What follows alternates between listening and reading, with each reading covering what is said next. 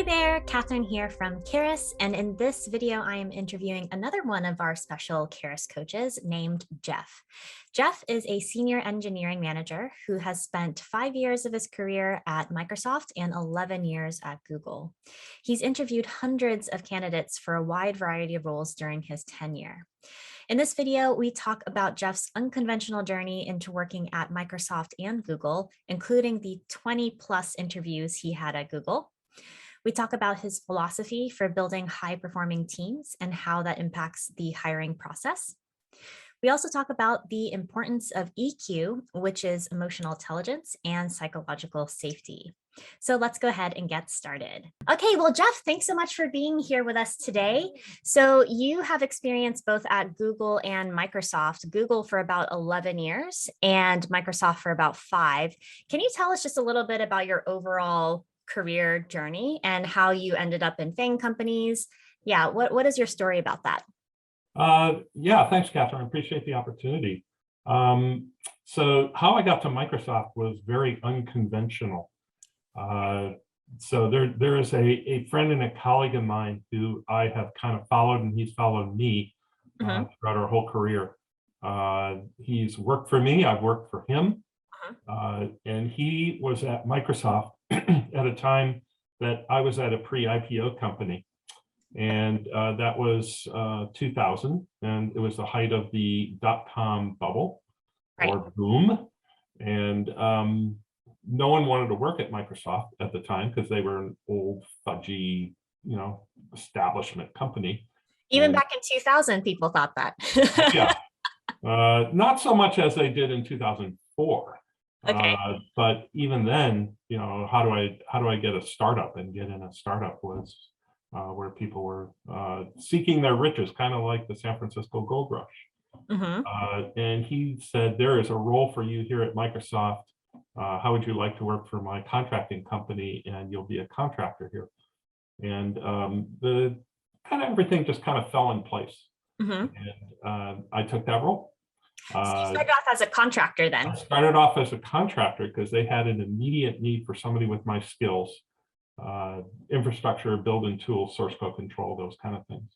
They needed somebody quick. Okay. So they didn't want to interview. Oh, so they didn't interview you. Okay. No, I worked as a contractor through my friend and colleague's company. About a month in, they said, we just want to hire you. We see what you're doing here, and we want you to be our employee. So that is how I got into Microsoft. It's very, very unusual to get in that way, but kind of the planets aligned for me. Google was a different story. Totally different. All right. So did you go straight from Microsoft to Google, or was there? I did. So as you say, I was at Microsoft for 5 years and loving it and doing very, very well. Great career track, loved the company, wonderful people, wonderful work. And Google called, and at the time, I really didn't know much about Google. They were kind of stealth. Everybody knew they had a search engine, but they gave it away for free. So how were they gonna make their money? They really hadn't unveiled their ad engine yet. I remember that too, hearing that Google was a successful company and thinking, wait, I've only just seen the page where you do your search. Like what else do they do? Yeah, why are they successful? I was asking that question. I couldn't see it. Just shows, I don't know everything. But they came after me hard, and I said, I just don't understand. I'm doing great at Microsoft. They said, we really need you. We're up against a wall. We need somebody with your skills and knowledge, someone who can manage a team, grow a team, and do the technical work. And at the time, I checked all those boxes. And they just happened to be right around the corner. When I worked at Microsoft, I worked in Silicon Valley. So I literally got in my car, and 3 minutes later, I was at the Google headquarters. And talked to someone. They just, on the fly, just set me up with an interview. Totally different from today, but in those days, that's how they did it with me. And apparently they liked me, and they said, we want you to come and interview for real. So I went through a series of interviews, 5 or so interviews, and I walked away very disappointed. I said, I hope they don't offer me a role, because if they do, I'm going to turn them down flat. Why? What happened during your interviews that made you think that way? Wrong connection, wrong chemistry, wrong level. They totally misjudged me. Okay. And I could tell, being an engineering manager at Microsoft, this just isn't for me. I wouldn't leave Microsoft for this. Don't care how successful they are. And I'm ready to say no. I'll just wait for them to call me. Well, they did call me. Right. And the recruiter said, I have to start off by telling you, boy, did we make a mistake with you. Okay. We realize we screwed up and we'd like to start over. We shot too low. And I said, boy, I'm glad you said that because I was ready to tell you no. Right. They realized their mistake. Right. And they asked if I would re-engage. So I did. That's great. So they initiated it. They're like, look, we see that we've made a mistake. Are you willing to try again? Yeah. So I went through 3 more rounds of interviews. I had, I think, 22 interviews, if I'm not mistaken. Really? 21, 22 interviews. Yeah. The joke on it was they couldn't find the person they wanted, so they scraped the bottom of the barrel with me. The likelihood is this was such an important role that they wanted to make absolutely sure that they were getting the right person. It was a fascinating time to go through there, talking to all those people. The second to last person I talked to was the first employee that Larry and Sergey hired, Greg Silverstein. Wow. And then after him, immediately after him was who would be my ultimate boss, Bill Corbin, who is the senior VP of infrastructure. Craig walked out of the room. Bill walked into the room and said, you know, Geoff, you've had 20, 21, 22 interviews. I don't think there's a question I could ask you that hasn't been asked already. So why don't you and I go outside, sit under the umbrellas, and you can ask me questions. Okay, great. So that was my original thought. Great. Wow, I don't have to ask any questions. And then my slow part of my brain kind of kicked in and went, uh-oh, he's going to grade me on how good my questions are. Right. I better have some really good questions. And he didn't give anything away. He was poker faced, and something inside of me said, just go after him, really challenge him. He's not looking for a yes man. Right. So I drilled him for 45 minutes on Google, the business, what I had learned through the other interviews. It was exactly what he was looking for. Okay, so he really wanted someone who was going to challenge him with the questions. Well, the organization, challenge the organization. Not just go along to get along and be nice and play it safe. I took a real risk. It was what they were looking for. I could have totally guessed wrong, and he would have said, "Who is this jerk?" Yeah, I don't want somebody like this on my team, and that's okay, because if they didn't want somebody like that on their team, I wouldn't have done well at Google. Right. So it worked out beautifully. They made me a wonderful offer, and obviously I went there and had a great career. Wow, that's really awesome. So that's really nice to know, though, that at some point he has to kind of do the selling to you as well. Like, it has to go both ways. It's not just you interviewing to get the job there, but they also have to share with you, why it would be a good fit for you as well. Absolutely. Interviewing is a two-way street. I think a lot of candidates forget that. Yeah. An important part of the interview is when they say, do you have any questions for me? And if a candidate hasn't thought about really good questions, not just like, do you program mostly in Java or Python here? Or what's the food like here? Those could be instant fails, right? No matter how well someone has done. Wow. Yeah. Well, what is an example of a good kind of question then to ask? One of the best ones I think I ever asked, it was, I'm an engineering manager. Right. And I said, tell me about a time when you needed to defend one of your direct reports in a meeting and you failed to do it. What happened? And, kind of put them on the spot. So very like, all done that. Yeah, very, very specific, but also open questions. And then they kind of gain insight into the actual procedures that people have used in the company. Right, or make them vulnerable and really understand what their answer is, get them to do some introspection. But the purpose of the question was to convey, I'm no pushover, and I really like to know more about you and your EQ. right? Are you aware that we all make mistakes? And when we do, what do you do about it? I think you're the first person I've heard to talk about EQ. So why is EQ important in interviews? Well, it's important everywhere. It's not just important in interviews, especially as you get to be more and more senior in the career. It's not a skill that comes top of mind for everyone, but the beautiful thing about EQ is it can be learned and worked and practiced. Unlike IQ, what you got is what you got, is what the science kind of tells us. EQ can actually be raised with practice, with training. It's super important for anyone who has any kind of people responsibility. And that goes for tech leads, managers, directors, doesn't matter how high up. The better the EQ, the better manager you're going to be. And you're going to interview better as well. Now, maybe a lot of candidates haven't had a longevity in the career to work on EQ, but to just know what it's all about is going to give you a leg up.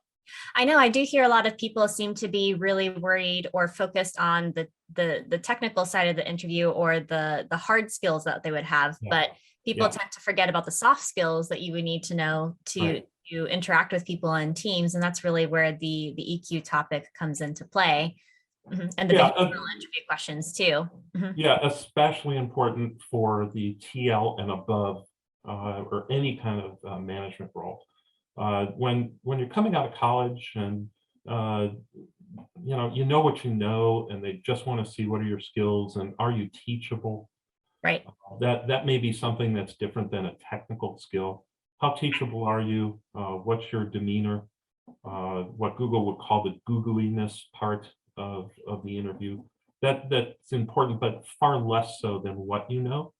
As you get to be more and more senior, the expectation is you've gotten to where you've gotten, you've learned how to do technical stuff. Now, how do you learn to do stuff you're not really good at? Right. That's interesting to see how the interview style starts to change a bit depending on the role that someone's being interviewed for, especially if it's management versus somebody who is a new grad. So, I used to think that there was kind of like a standard template for every type of interview, but that's really not the case, depending on the role you're going for. At a place like Google or Facebook or Microsoft, Amazon, Netflix, definitely not the case. Maybe candidates aren't aware. The interview team, usually the hiring manager who's running that team, will put a lot of work or should put a lot of work into prepping that team. You focus on this area, you focus on that area. They've done a deep dive. If it's multiple rounds, they take the feedback from the prior round and then they'll zone in because they know where your edge cases are. They suspect, or maybe there's a blind spot that they want to illuminate. They've done a lot of homework on the candidate. So a candidate who goes in and just thinks, oh, there's a formula here, I've studied the formula, I know what to say, may fail very, very badly if they're not attuned to what's actually going on here. Okay. Yeah. So, I mean, you're telling me that you have a philosophy for building high performing teams, and that's also including the hiring practice. Can you tell us more about that? Because I feel like this is really tied in. Yeah, so it's easy to hire for skills. Just, I need someone with these skills, this amount of experience, they know these kind of things, these programming languages, tech stack. Maybe they built this kind of thing, which is in the domain that I'm interested in. That's easy. And if that worked, that's all we need to do. It doesn't take very much to figure that out. That's all on a resume usually. But high-performing teams, Google has certainly found, in Microsoft prior, that it's much, much harder than that, much more complex than that. And it gets to the difference between what can you do and who are you? Who are you as a person? And what Google found out, what Microsoft knew prior but didn't really put a name to, is that high-performing teams are based on a foundation of psychological safety. And that's big. When I'm coaching clients who are going for leadership roles, I always make sure that I try to get to that. I don't ask it directly because I don't believe what do you think of psychological safety? What does it Right. mean to you? That's a stupid question. But give them a scenario where they have to use it, even though they Yeah. may not be. I'm curious about that. Like, can you give an example? Because I'm trying to think, like, how would somebody be able to show psychological safety in an interview? So if someone is a manager and Okay. they have direct reports, and I give them a scenario of conflict Okay. that may be happening, it really doesn't matter what the conflict is. Right. And ask them, what would you do in a case like this? And I'll dress it up so that it's not just really easy if person A is in conflict with person B. Right. Those questions come up a lot, like if you have a technical disagreement, how do you resolve it? That's not what I asked. I asked something that's a little bit more real, that maybe even some of them have experienced in their career. Right. In fact, it's good if they have, because now I'm getting the real juice. Right. What did they actually do, or how would they actually respond? And I listen carefully to their answer, and I want to see, do they caretake for the team, or do they try to rescue and resolve the conflict? Right. If they do the latter, which is very enticing, let me just calm this down, because management is all about calm things down. Yeah. They've fallen into the trap, versus thinking about what is the best thing long term in caretaking for the team, which is my real responsibility. Conflict is going to occur. If two people agree on everything, one isn't necessary. So we're going to have conflict at some point, a disagreement. It's less about what is the disagreement about, and more about how are we going to resolve it. And playing favorites or trying to rescue and just resolve it, just quell this disturbance. Well, another one's going to pop up, and then you're into whack-a-mole. Versus understanding what makes a team high performing, the foundation of which is psychological safety. It's not the whole thing, but it's upon which everything else is built, a strong foundation for a home that allows for people to be doing their best work, having high morale, empowerment, trust, and the ability to make decisions, to be seen, so they're not hidden away. It's not like one person gets all the credit and everybody else toils away in the engine room. All of those things are what really build a high performing team. Yeah, this concept of the psychological safety is really interesting to me. You're reminding me of the situation where I'm part of an organization. And I remember there was a time where people were asking the leader a lot of questions, and they were grilling him on some really, people were very emotional, I want to say. Yeah. And he did such a great job of making every individual person feel heard, no matter what the question was, no matter if you thought, oh, I don't understand what this person is thinking. He really made every person feel heard. And I think that's so interesting because a lot of people, especially in tech, are really good at problem solving. But sometimes if you're too focused on solving the problem, you're missing the person that you are interacting with and the emotional connection, and making sure that they feel heard. And so that's definitely a big part of the psychological safety. Yeah, absolutely. You need that. And the key difference here is that being heard and allowing people to be heard is a leadership behavior. And instilling in people that no matter where you are in the organization, we want you to be heard. You may not be the director of this organization, but you have leadership opportunities. Leadership is a verb. It's an action. Everybody should do it. Not all the time, because it is risky and dangerous at times to challenge the status quo. That's really what leadership is all about. Versus management, which is more authoritarian. We're going to make these decisions, and this is why we're doing it. And I've been granted this power within this scope to do this kind of work. Those two things kind of battle each other. So building a high-performing team, you want people who are willing to exhibit leadership behaviors, no matter how down the tree from the director or VP they are. Yeah, absolutely. I really like what you just said. You said that leadership is a verb. Yes. Yeah, and also it's so important to make people feel heard. So is that something that you work on a lot with your clients, for example, when you're prepping them for interviews? Do you really hone in on stories that they can share and tell that exhibit those leadership qualities that you're talking about? Well, I'm definitely getting a signal for that. I'm not going for anything specific. I let them, well, pun intended here, lead the discussion. Right. So it's up to them what they choose to share. Okay. It's a little bit time limited to be doing that kind of coaching. I've had a couple of clients who signed up for auxiliary sessions where it's not a mock interview per se. Okay. It's more mentoring or question and answer, or zoning in on something that maybe the mock interview got to, Right. a specific leadership behavior, or something that they want to work on and know more about. Psychological safety is one of those things usually, to know more about that. So yes, but it's difficult to do just because of the time pressure in a mock interview. Yeah. So can you share with us, are there any either candidates who you have interviewed when you're at Google and Microsoft who, you felt they were doing well, but they're just kind of missing something? Or alternatively, it could be some clients that you have been helping where when they come into you, they're kind of missing some key areas. Is there some crossover, some general common themes that you see? What can we learn from the people you've worked with? Yeah. Because I have tended to focus on this in my hiring practices when I was at Microsoft and Google, and obviously now coaching. Not everybody who's qualified gets the offer. Just, it's sad to say, especially at a Google where the overall numbers are like winning the lottery to get an offer there. Yeah.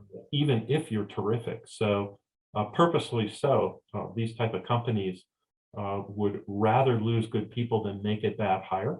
The worst decision to recover from is a bad hire. So they are biased against that. They will let 10 great people go to not make a bad hire. Right. So people shouldn't feel bad that they didn't get the offer that they were passed upon. It's how the game is set up. So unfortunately, a lot of clients, even with coaching, will not get the offer, but that doesn't mean that the coaching has failed or that they haven't learned anything.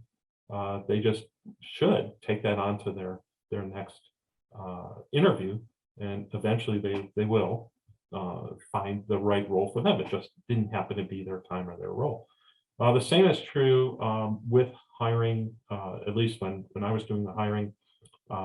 There's only a certain number of headcount. There are many qualified candidates that we interview for. A classic decision. Boy, we got these two candidates here. We know both of them can do the job. How are we going to pick? Right. Only got one. What are we going to decide on? And sometimes it comes down to minutia, instinct, chemistry. It could also have something to do, nothing to do with the job itself. Right. I might be looking at diversity on the team. Okay. It's really not about the work. It's about building out a team that is diverse and inclusive, because that too is hugely important to building high performing teams and products that represent the customer base.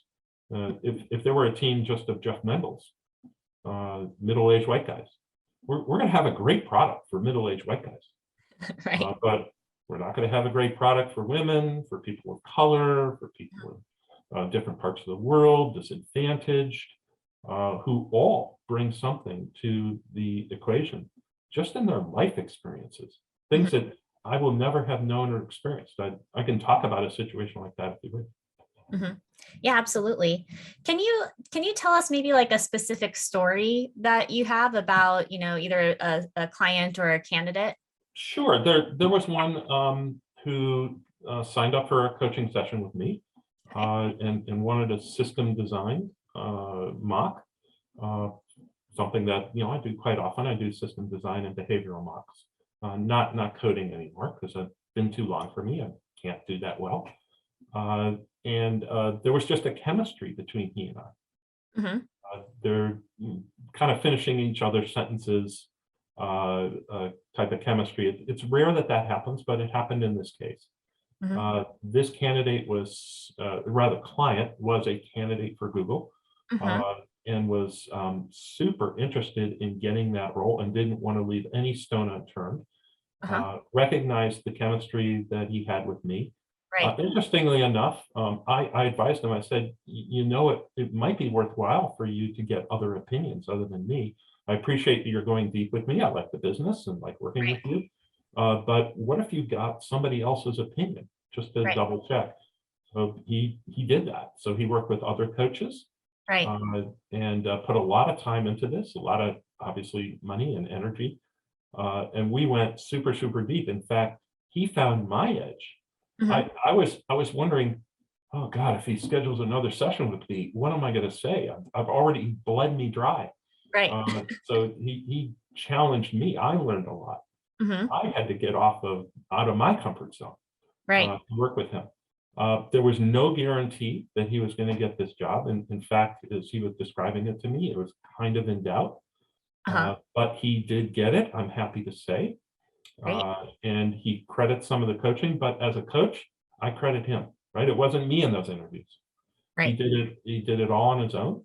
Obviously took the sessions and the training from me and applied it, and shows that it works. So that was a great success story. But again, because the client took it so seriously, it wasn't just, I'll spend an hour and see what I get out of it. And for some people, that's all they need, of course. But for this time, he knew he needed more. He's not putting all of his success or not into your hands. He's really taking control over his process, getting a lot of feedback. And I think that's great that he was able to also, talk to other coaches too, because as you said, it's really great to have chemistry with one person, but sometimes talking to other people can give you a little bit of a different flavor when you're going through the same type of responses that you might give. Because I might have a blind spot. I'm not going to catch everything.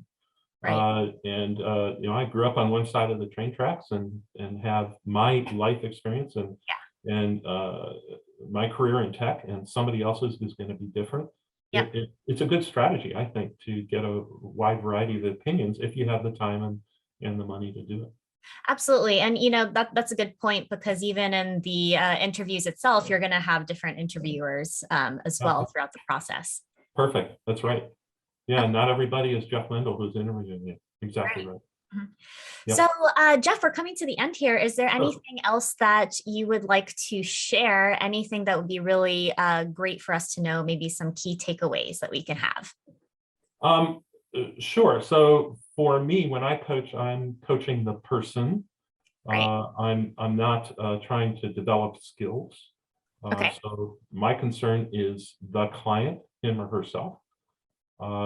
And a unique thing that I do that not a lot of other coaches do is I'll do if asked, a resume review from the point of view of the hiring manager. There are plenty of resume review services and people who are great at polishing a resume and getting it just perfect.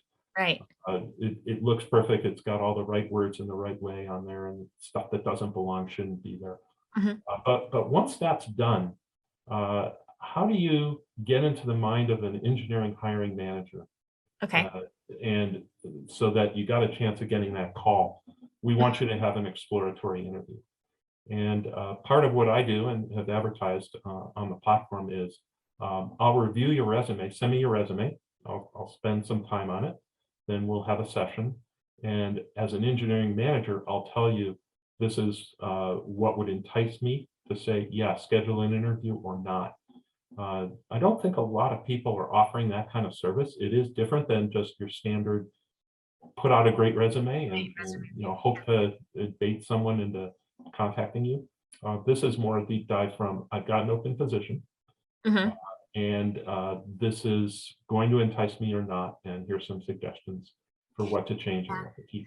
Yeah, that's a really great point. I think there's a huge difference between having, someone with a recruiting background take a look at your resume versus someone who's a hiring manager take a look at it. So there's and most candidates, they engage a coach after they've gotten, hey, I've got an interview panel coming up and I need to prepare. Okay, you passed that marker, you've cleared that hurdle.